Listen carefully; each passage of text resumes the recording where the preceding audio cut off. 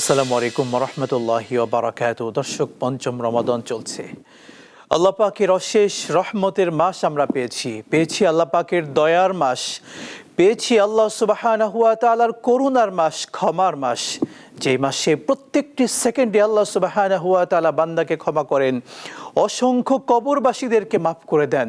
আল্লাহ তাআলা ক্ষমা করে দেন অসংখ্য পাপী বান্দাকে। আল্লাহর কাছে এই ক্ষমার মাসে চলুন না, হাত তুলে আমরা আমাদের গুনার জন্য মাপ চাই, আমরা ক্ষমা চাই আমাদের আব্বার জন্য, আম্মার জন্য।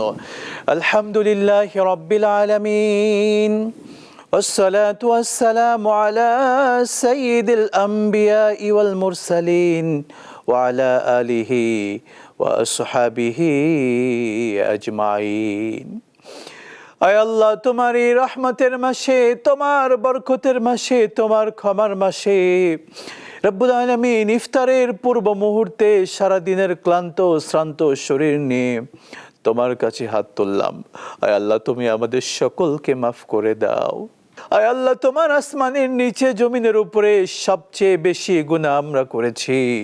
আয় আল্লাহ, গুনাহ মাফের আশা নিয়ে এই দোয়া কবুলের সময় তোমার কাছে হাত তুললাম। আল্লাহ, আমাদের আব্বাকে মাফ করে দাও, আমাদের আম্মাকে মাফ করে দাও, আমাদের সন্তান, আমাদের আত্মীয় স্বজন সকলকে তুমি মাফ করে দাও। আয় আল্লাহ, তোমার কাছে আমরা সাহায্য চাচ্ছি। অনেক বাবা মা, অনেক আত্মীয় স্বজন, আমাদের অনেক আপনজন অসুস্থ। আল্লাহ, অনেকে হসপিটালে শুয়ে আছেন। আয় আল্লাহ, অনেক অসুস্থ মানুষ আয় আল্লাহ বিছানায় শুয়ে থেকে আল্লাহ দীপ্ত টিভির পর্দায় আজকে আমাদের সঙ্গে হাত তুলে দোয়া করছেন। আয় আল্লাহ, এই দোয়া কবুলের সময় দোয়া করছি, সমস্ত অসুস্থদেরকে তুমি শেফায়ে আজিলা কামিলা দান করো। আয় আল্লাহ, আমাদেরকে ঈমানের হালত দান করো, আমাদের পরিবারে বারাকা দান করো।